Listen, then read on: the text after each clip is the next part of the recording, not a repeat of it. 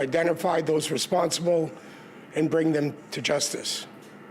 Today, I want to focus on the shooting that occurred at the Salsa on St. Clair Festival on Saturday night. Our investigators are still gathering information and reviewing evidence. Today, we're able to release the deceased names and advise that we believe they were targeted. We can also confirm that 2 firearms were recovered at the scene. We are urging anyone who may have captured images or footage or who has information that could assist the investigation to contact Toronto Police immediately. We're also putting out a QR code to assist with the uploading of images and video, as you see here. And members at 13 Division can be reached at 416-808-1300 for anybody who has information to call in. Shootings are down in the city, over 26% compared to the same time last year. But when a brazen shooting occurs in a public setting, like happened this weekend, it understandably shakes the sense of safety and security that Torontonians expect and deserve. Street festivals are a vital part of Toronto's vibrant culture. They will continue to receive police resources as we do everything we can to ensure the safety and security of attendees. The events of this weekend, however, underscore the need for ongoing discussions between the police, the city, and event organizers about the measures necessary to keep public events safe. Even before this past weekend, I had already spoken with the city manager to highlight the need for increased collaboration and strategic planning concerning how special events such as street festivals are permitted and managed. During FIFA, we all worked well together and successfully hosted 6 matches without major incident. There are valuable lessons learned from that experience that will help us improve even further going forward. There needs to be a discussion about how we allow people to enjoy street festivals freely with appropriate police presence, and if we need, to introduce additional security measures, such as controlled access points and security screening. The appropriate approach will be determined based on the specific circumstances, based on our intelligence and the threat environment, and these are all options we will be looking at. Which brings me to my next point. We need law reform to address gun violence and specifically shootings in public settings. In 2023, I wrote to former Prime Minister Justin Trudeau. And last summer, I wrote to the Minister of Public Safety and members of the 416 Liberal Caucus to call for legislative reform aimed at addressing shootings in congregate settings. What we are asking to consider is this. When someone is shot and killed in a congregate setting, whether it's a stray bullet or because someone started a fight and pulled a gun, such offenses should be classified as first-degree murder. This measure would act as a strong deterrent to perpetrators and recognize society's condemnation of such reckless, egregious crimes. We welcome the recent reforms introduced by the federal government, including the Bail and Sentencing Reform Act, and we will continue to work collaboratively with all levels of government and our community partners to make our communities safer. Of course, we continue to need enough police officers to ensure visible presence in our communities and to be able to respond quickly. We all saw the videos of our police officers running toward danger and working in concert with our partners at Toronto Fire Services and Toronto Paramedic Services. Their actions reflect the courage and professionalism they bring to the job every single day. My job as chief is to make sure this service and our officers have the tools they need. In 2024, The Police Service Board and City Council approved our multi-year hiring plan. And what this past year has taught us is that this investment is necessary and needs to continue. I want to thank the Toronto Police Service Board, Mayor Chow, City Council, for their collaboration and continued support. And in closing, more broadly, events like this need to serve as a reckoning. The fact that individuals who use guns in a crowded public setting with no regard whatsoever for the safety of those around them is alarming. As police, we will continue to do everything we can to tackle gun violence, but everyone has a role to play. As I've said many times before, legislators, parents, schools, school boards, community organizations, and all other partners have an essential role to play in intervening and preventing gun violence in our city. Experience has also taught us that people know who is involved in illegal firearms in our communities. There are many ways to let us know where these illegal guns are, and we encourage people to prevent harm by calling police or Crime Stoppers. Your call can save a life, and it may save the life of someone you love. We all need to work together to make sure we never become complacent and do all we can to prevent gun violence. Thank you, and I'll now pass it over to Mayor Chow. Thank you.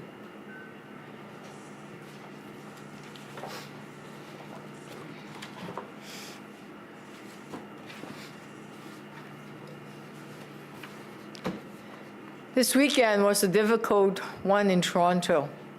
3 different shootings across our city. And the violence at Salsa on St. Clair was reckless and disgusting. It happened at a crowded festival with families enjoying a beautiful summer night. As you've heard from the chief, the investigation is ongoing. And I have every confidence the Toronto Police will find those responsible, and they have my full support with whatever resources they need.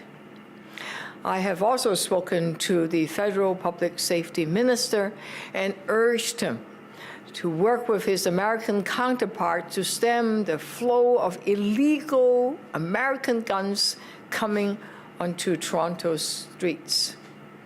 We will not let reckless criminals stop Toronto's tradition of outdoor street festivals. I will keep working with city staff and the chief to make sure festivals are safe. The pain caused by senseless gun violence is unimaginable. It ripples through the communities, casting a long shadow of fear and anger and sadness. But Toronto is resilient. For everyone who would do our communities harm, there are many more who look out for their neighbors. In difficult times, Toronto's spirit shines. Since Saturday, we've seen this in action. And I want to thank Torontonians for looking after each other as always. I also want to thank the brave police officers, the paramedics, the firefighters for their fast response this weekend. The chief is right. They run towards danger when we need them most. And I will always, always be grateful for the service to our city.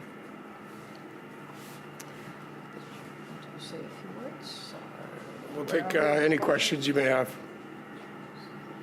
Chief, there was no mention of any suspects, so just give any comments on Yeah, I think we're not saying anything about suspects at this time. It's very much still early, frankly, hours, and the amount of video and witness statements to go through is exceptional.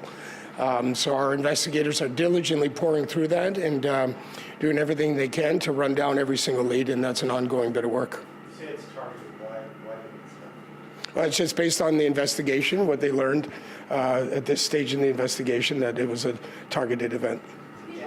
People who work and have businesses on St. Clair West described hearing 2 separate incidents. There was one incident where people were running, and then a short time later, another incident. Can you speak to what might have been happening? Because it sounds like this may not have been one exchange of gunfire, but perhaps two separate incidents? Yeah, at this point, we're not going to get into the specifics. We are still gathering witness statements, as you might imagine. So we're going to let the witnesses make sure they're able to tell us their recollection in the most pure way possible. But definitely very dynamic set of events, and the gunfire that took place was certainly involves a very large crime scene, as you know, with different areas of concentration for us to gather evidence at. So is it gang related? Is it gang related? We're not commenting on that at this point. Were the victims known to law enforcement? We're not going to discuss anything about the victims other than to acknowledge that the two deceased knew each other. You mentioned lawmakers, you mentioned school boards, you mentioned the other places that could have running gun violence. Is there anything that you look back at your forces and what happened on Saturday, Friday, and early Sunday, and think we could have done better in certain aspects? Well, I think, listen, we're always open to the opportunity to learn as a collective, whether it's the police or the police in the city or the, with the organizers. So that's something that will happen at the appropriate time to examine how we do things.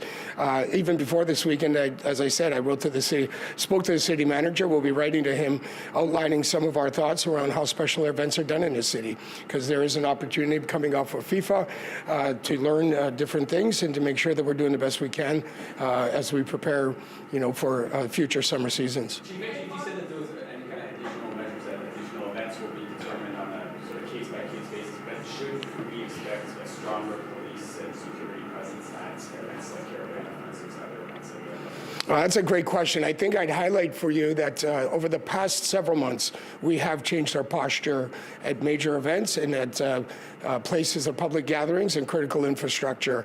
And that's everything from transit to sporting events to major events. You've seen our posture change over the past months in response to not only geopolitical events overseas, but how those events play out in our city. And we will adjust our posture as required based on the intelligence and information and the threat environment we're dealing with on a case-by-case basis. You mentioned it during your remarks that shootings are down 26%. Statistically, crime's down quite dramatically in almost every category.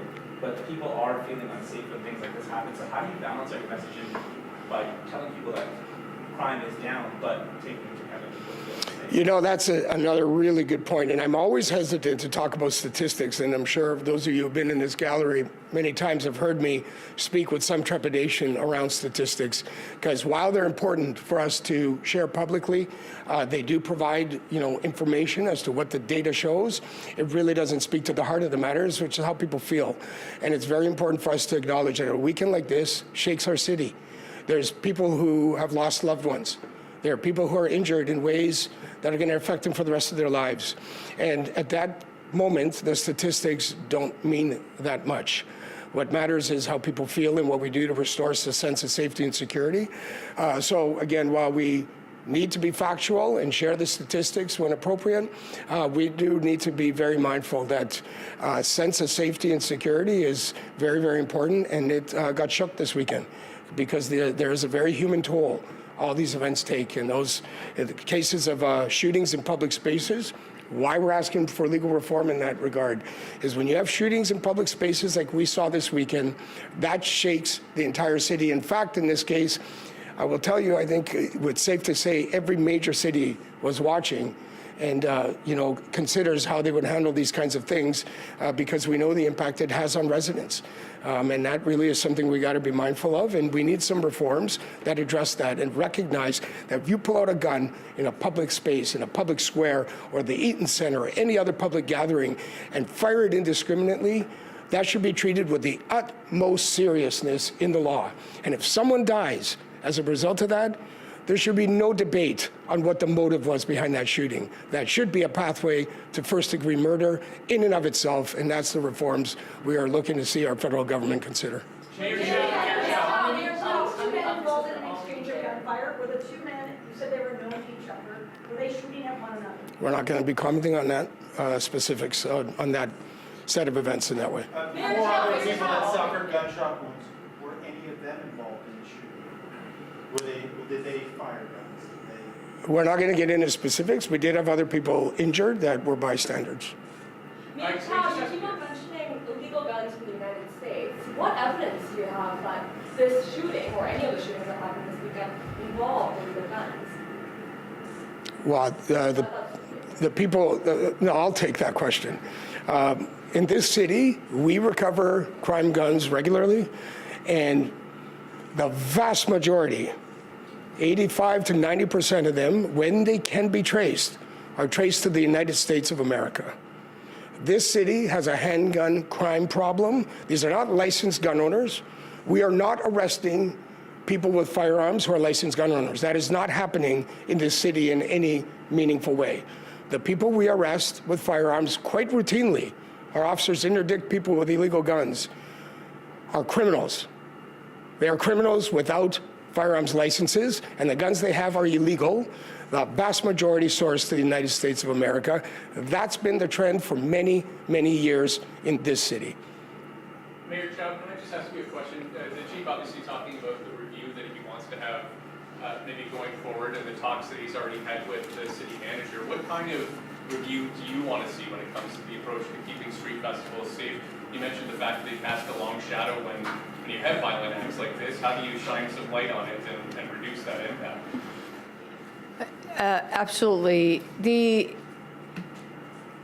Number one, we're still waiting for the investigation to conclude, to look at what is the origin, who did the shooting, and all of that, right? So I think it's important to wait for the investigation to finish. The City of Toronto will always work with the chief and the police and the festival organizers, plus our city staff, will come together and look at the best way to keep people safe in these big festivals. What we don't want to do is to say, to signal people not come to these street festivals, because they are part of the tradition of the City of Toronto. It's something that people look forward to in the summertime, and we need to keep people safe. Already, the City of Toronto, since the Vancouver Lapu-Lapu incidents where 11 people died, we added a new program that provides funding. But is there more we can do? How do we work together with the police? Can we have closer collaboration? As the chief has said, we have learned a great deal by collaborating through the FIFA World Cup viewing events.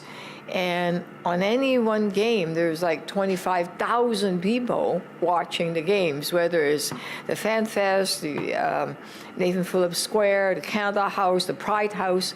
And we've learned a great deal by collaborating a joint command center. Are there some lessons coming out of that? Absolutely. And can we apply it to the festival? Let us work on that together. Mary, that program that you mentioned about providing security funding for festivals, it only provided about $750,000. No, Is what you provided already enough? Will you be looking to increase that? I believe it's more than that, but we will review what is appropriate amount, and we created that in order to sustain the festival, in order to make sure they have the equipment so that cars cannot ram into the closed street.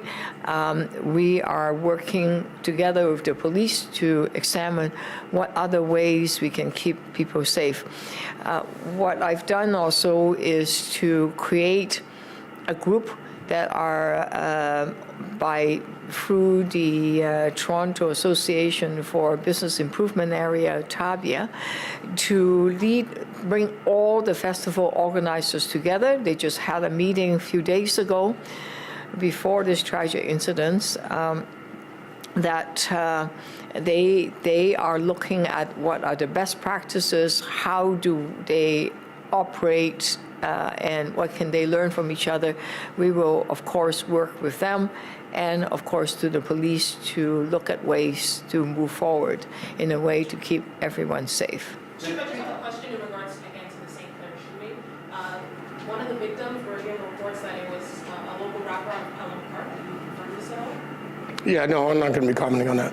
Just in relation to that, too, Javon Washi was arrested for a 2025 murder of a Toronto rapper. Is he related at all to this 25-year-old? I won't be commenting on that.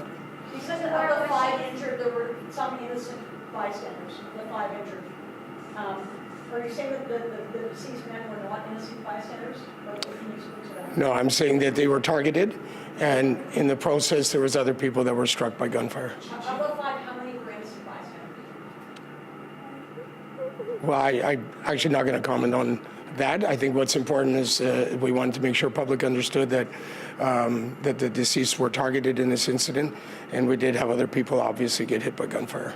Chief, when you say targeted, were they targeted, like, did the people come to the festival looking for them? Well, that's, again, subject of investigation, some of the further details. Chief, if there are going to be more security measures coming to these events, how do you balance the need to keep people safe at these events with the need to keep them open and accessible and kind of enjoyable? Well, I think that's the discussion that actually needs to happen. Precisely, it's a complicated bit of work. Safety and security in our city is a shared responsibility that we all have a role to play in. In the case of special events and city festivals, there's the city, different divisions of the city, there's the local community, there's the organizers.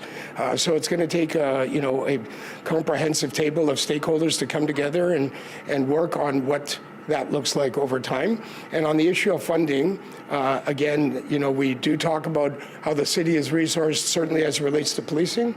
I will say this is another opportunity for a conversation around the need for multi-level government funding for a city like ours. When you think about the complexities this city faces, you think about the economic engine this city represents, think about the tourism that this city drives and the critical infrastructure this city supports, there is a need for continued discussion on different levels of government coming together to make sure that these events that are so important to the culture of our city, but indeed important to us as a country, can continue safely, properly resourced. After balancing that, and you decide, you and stakeholders decide we need more security, do the police have the infrastructure, the personnel, the equipment to make it more secure and have those checkpoints? Yeah, that's a great point, which is why I did acknowledge the multi-year hiring plan, the first of its kind in my memory as a police officer, where the city, the board and the city council supported our ability to have some predictable hiring.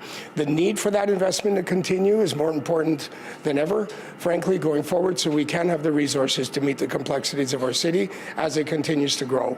And that's the discussions that need to happen. But right now, no, you don't have the capacity, the infrastructure. No, I'm not saying no. I'm saying that's a discussion that needs to happen. Based on stakeholder feedback on how this would unfold, we'll be assessing that on a case by case. Okay, thanks everyone. Thanks, everyone.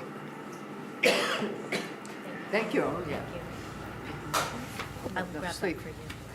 And that concludes our conference for today. That was Thank you Toronto for coming. Police providing an update on this weekend's shooting on St. Clair West that left 2 men dead and 4 others injured. The victims have been identified as 25-year-old Shaquan Kwashi and 20-year-old Cesar Fernaza. Police say the investigation is ongoing and no arrests have been made. We'll have much more on this developing story still ahead. Stay with us.